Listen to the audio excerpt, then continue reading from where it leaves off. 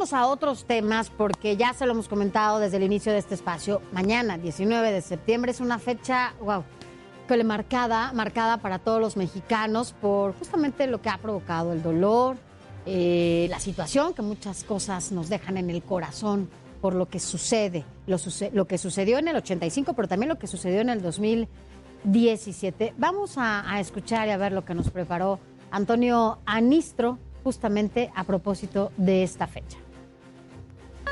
A lo largo del tiempo, múltiples han sido los sismos percibidos en la Ciudad de México, pero al menos 3 han quedado recordados en la historia de la capital. Año 1957, el sismo del Ángel de magnitud 7.8.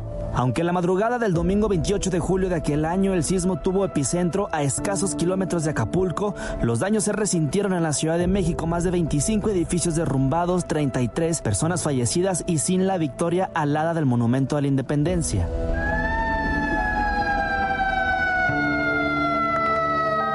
Año 1985, el llamado terremoto del 85 de magnitud 8.1, uno de los más devastadores que se haya tenido registro. El epicentro se localizó cerca del río Balsas, en Michoacán. Las zonas de desastre fueron el centro, sur y occidente del país, principalmente en la Ciudad de México. De acuerdo con el gobierno federal, el número preciso de muertos, heridos y daños materiales nunca se conoció con precisión. Existen estimaciones de casi 3.200, mientras que 20.000 fue el dato resultante de los cálculos de algunas organizaciones. Ni ninguna institución, mucho menos nosotros, declararíamos que se predice un sismo. Los sismos no se pueden predecir, por lo tanto siempre hay que estar preparados. 32 años más tarde, la historia se repitió. Año 2017, sismo del 19 de septiembre de magnitud 7.1. En cuanto a los daños, pudimos observamos que corresponde a zonas similares a las que observamos en el sismo de 85 y algunas otras en la zona sur de la ciudad. Al igual que el terremoto del 85, nuevamente un 19 de septiembre otro movimiento azotó a la capital, provocando el derrumbe de múltiples edificios y la muerte de más de 360 personas, entre ellas 19 niños y niñas del colegio Repsamen. Aunque similares en el día, de acuerdo con el Sismológico Nacional, el de 2017 fue 30 veces menos fuerte que el vivido hace 36 años. En aquella ocasión, los colapsos o derrumbes se daban en estructuras de hasta 20 niveles, mientras que en el ocurrido hace 4 años se concentraron en inmuebles de 4 a 8 pisos. En días pasados, las alertas resonaron tras un sismo magnitud 7.1 con epicentro en las costas de Guerrero. Sin embargo, expertos aseguran que septiembre no es el mes en que más tiembla, es en diciembre cuando han ocurrido con mayor frecuencia. Sin embargo, si nosotros lo analizamos desde una escala más correcta, que es una escala de tiempo mayor, es diciembre, el mes donde han ocurrido sismos de magnitud mayor o igual a 7 en los últimos 120 años. Estructuras como la Torre Latino han sido testigos del pasar de estos momentos que han marcado la historia de la ciudad, en los que hemos demostrado que en equipo nos volvemos a levantar. Antonio Anistro, Heraldo Televisión. Ay, son estas fechas que uno no quisiera recordar, pero que tenemos la responsabilidad todos de enfrentarla y de estar preparados para una ocasión como esta.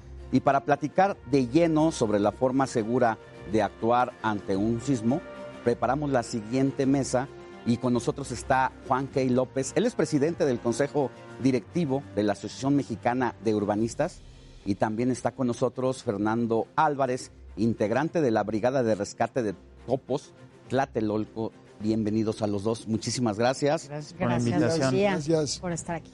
Empezamos, Juan, si me lo permite, sí, un tema que tiene que ver la urbanidad, la Ciudad de México, zona altamente sísmica.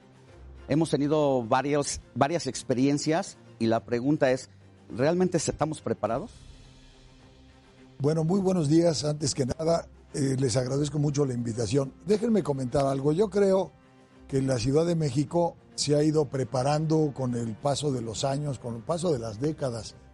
No hay que olvidar que en el año de 1905, Porfirio Díaz puso en servicio la primera estación sismológica del país, en Tacubaya. Los sismos, como bien se señala en el reportaje, no se pueden predecir, pero sí cuando menos se pueden medir, se pueden cuantificar, se puede determinar su origen, y ese ha sido un gran avance. A partir de ahí surgieron otras 9 estaciones sismológicas en el país.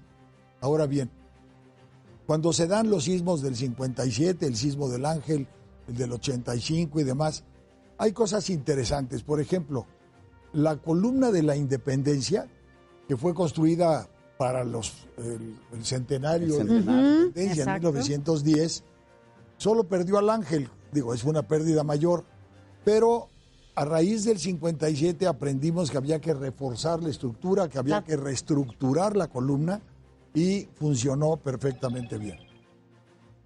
¿Qué es lo que vino después? Cuando el sismo del 85 hay muchas cosas que no sabíamos. Había un reglamento de construcción que se modificó totalmente. Que se modificó de principio a fin para garantizar no solo la seguridad estructural de los inmuebles, mejorar la calidad de los refuerzos, sino también identificar las zonas de la ciudad que eran más susceptibles de riesgo que otras. Esto permitió determinar cuáles eran las zonas que son susceptibles de sufrir un daño, cuáles no, cuáles están protegidas y en cuáles hay que poner atención.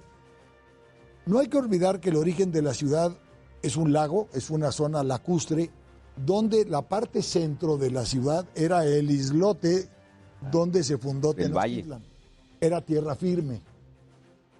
Es curioso cómo esa zona se ha ido hundiendo. Dicen que cuando vino el barón von Humboldt, a principios del siglo XIX, él decía que el centro de la Ciudad de México estaba 10 metros arriba de la zona del lago que todavía existía.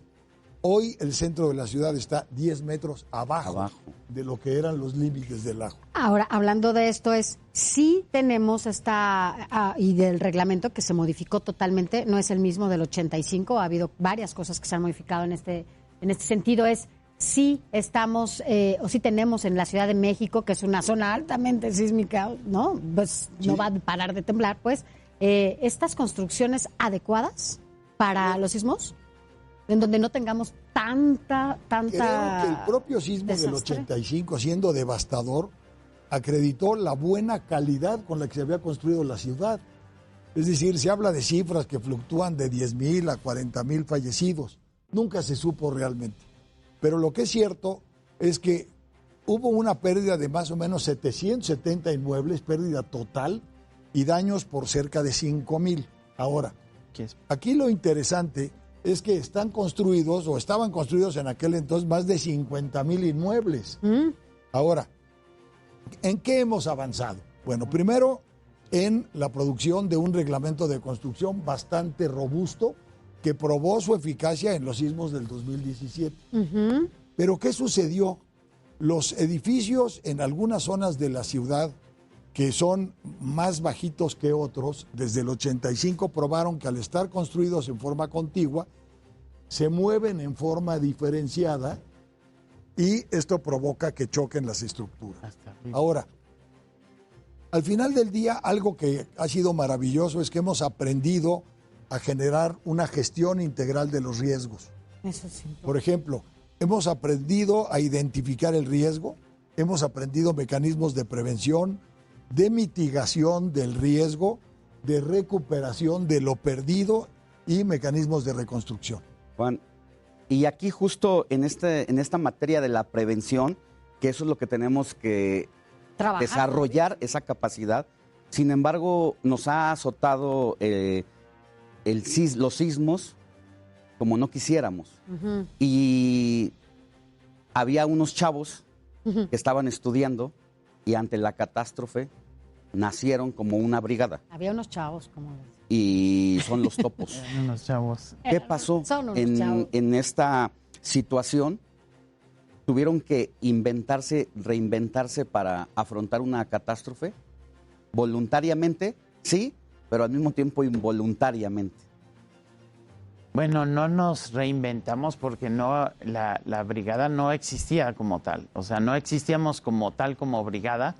Éramos un grupo, un montón de jóvenes dispersos en la ciudad, dispuestos a ayudar ante la necesidad, ante ver al vecino, ante ver gritos de la gente de que está atrapada, el olor a gas, etcétera.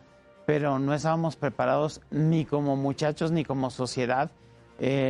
No existía el Sistema Nacional de Protección Civil, el CENAPRED, todo eso salió el SINAPROC, salió 9 meses después. Nosotros como asociación nos acabamos de constituir 6 meses después del sismo por cuestiones económicas, pero este era nada más por el afán de ayudar, ahora sí por lo que salió ahí entonces la famosa palabra de solidaridad que después se utilizó un partido político, pero no estábamos preparados como tal, no teníamos las herramientas, no sabíamos cómo accesar a las estructuras, no había un perro, no había perros. Pero en el 2017 sí, ¿no? Fue otra historia que se... 35 años después. Después, en el 17 vivimos un sismo igual de fuerte. Esa fue un poco menos fuerte en la intensidad. Ya teníamos mejores reglamentos de construcción, ya estaba el Senapred, ya había brigadistas, ya había otras personas más preparadas, ya había grupos preparados, ya estaba la Marina preparada. La Marina ya tenía un perro de búsqueda y rescate. O sea, las situaciones han ido cambiando y mejorando. Ustedes... Para nosotros nos estamos esforzando actualmente más hoy en la prevención, en general la gestión integral del riesgo, en ayudarle a la ciudadanía a crear esta cultura, a meter el plan familiar, que yo creo que el más completo es el de la Ciudad de México, aunque cada estado tiene su plan familiar o su programa interno de protección civil, pero estamos más en la promoción de la prevención. Que esa es la clave. Vamos como un poco en contra de nosotros porque nosotros somos un grupo reactivo para ayudar a todas las sociedades, pero ¿cómo se salvan más vidas? En la prevención, revisando la construcción, las tomas de gas, etcétera, ¿no? Ahora, Fernando, todavía sigue siendo la pregunta que mucha gente se hace, a pesar de que ya tenemos estas experiencias. ¿Cómo prepararnos en un momento de temblor? Estamos en un primer piso, en un segundo, en un quinto. ¿Cuáles son las medidas que tenemos que tomar de acuerdo al piso en donde estemos? Bueno, primero, aunque escuchemos el sistema de alerta temprano, ya en un segundo o tercer piso, si es de oficina, si hay mucha población, no podemos salir. Si estamos dormidos, a veces ponemos cadenas, doble chapa, etcétera. Entonces, sí, no vamos a poder salir en menos de 30 segundos a una zona. Pero sí debemos antes, por eso la importancia del plan familiar, de ver cuáles son las zonas menos riesgo. No hay zonas seguras en ningún edificio que digas, aquí no va a pasar nada, pero sí las de menos riesgo, claro. ¿Dónde nos podemos replegar? Aquí en este caso, pues ¿dónde nos vamos? Se me puede caer algo del techo, estás tal vez muy cerca de mí, yo quiero estar ahí, tú quieres estar acá. Eso es lo que tenemos que ver antes. Esa es la importancia de la prevención y de la gestión integral del riesgo. No únicamente decir en ese momento qué debo de hacer. Ya. Hay que prevenir. Juan Key, él es el presidente del Consejo Directivo de la Asociación Mexicana de Urbanistas. ¿Qué tendríamos que tomar en cuenta, no? Si vamos a cambiarnos de casa, si vamos a comprar una casa, ¿qué es lo importante para tener estas medidas de seguridad necesarias, por lo menos en donde vayamos a vivir, ¿no? Bueno, déjenme comentar varias cosas. A partir de los sismos del 85, la tecnología ha avanzado también en una forma vertiginosa. Hoy hay información geográfica digital. Existen los planos de catastro de la ciudad, perfectamente digitalizados. Sabemos si vamos a comprar una casa, en qué sitio estamos ubicados, si es una zona de mayor o menor riesgo, y esto obviamente nos permite tomar decisiones de si debemos construir o debemos de invertir ahí o no hacerlo. Hay soportes cartográficos que no existían, que a la sociedad y a la autoridad le permiten también tomar decisiones, sobre todo porque hay información satelital que tampoco existía.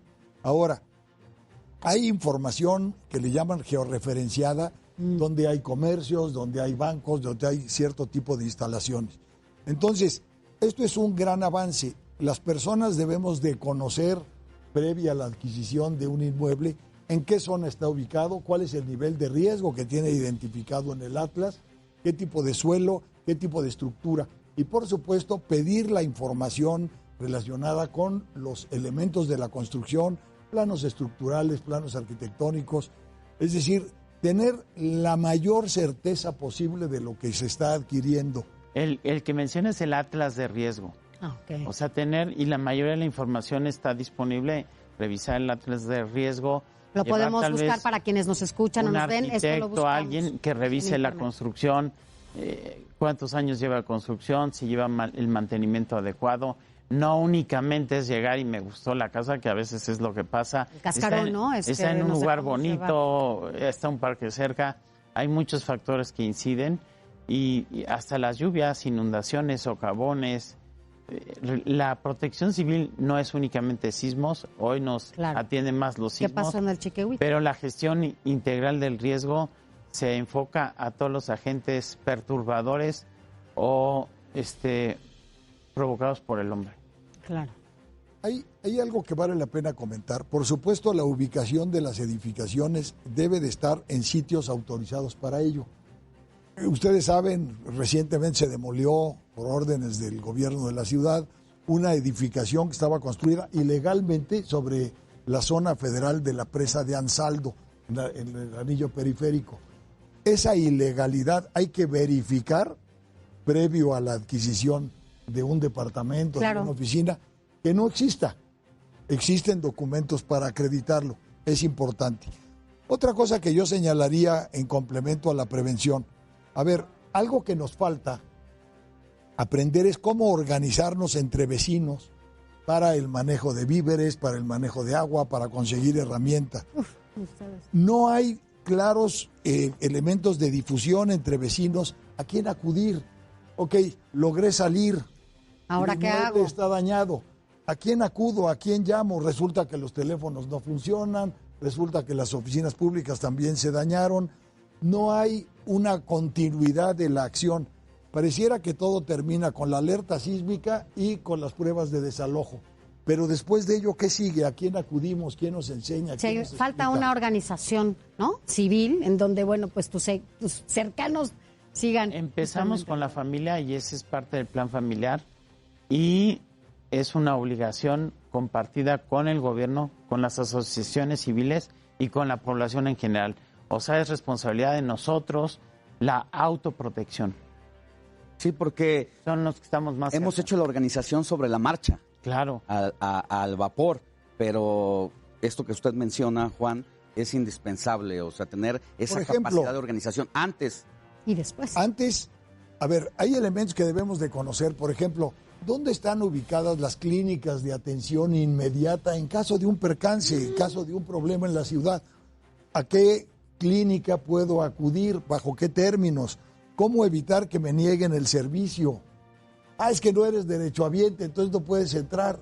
O sea, falta la definición de muchas reglas de apoyo a la ciudadanía que tienen que ver con el evento posterior a quién acudo, cómo lo llamo, cómo puedo llegar a un centro de atención, etcétera. A quién le reporto los daños. Hay, por ejemplo, problemas de fallecimientos en el momento. ¿Qué hacer, no? ¿A quién le llamamos? Es importante tener este listado de personas para Entonces, a quién recurrir. Está clarísimo que todavía los procedimientos están cojos. Por ejemplo, en los programas de reconstrucción observamos que hay una gran dilación en las acciones. A 4 años de los sismos del 2017 está vigente una comisión de reconstrucción que podía o debía haber terminado. Que enfrenta problemas legales en las propiedades. Resulta que el señor que dice que vivía ahí no vivía ahí, problemas de escrituración, etcétera. Hay mucho trabajo por hacer todavía en la ciudad. Pero nos deja una muy buena tarea. Creo que es importante que la sociedad nos organicemos, vecinos, entre vecinos, para que en el momento de que pase alguna situación como un sismo, pues podamos, mañana hay a las 11:30 un simulacro y debemos de atenderlo, no dejar que pase como si nada, ¿no? Gracias. Muchas gracias, Fernando Álvarez. Muchas gracias. Juan Key. Muchísimas gracias. Platiquemos seguido para meter este tema en la ciudadanía. Gracias. Y bueno, pues como ya es costumbre, el macro simulacro conmemorativo de estos 2 terremotos se va a llevar a cabo este 19 de septiembre a las 11:30 de la mañana. Participemos en esta actividad para reforzar las medidas básicas ante las emergencias y prevención, que eso es lo que hace la diferencia.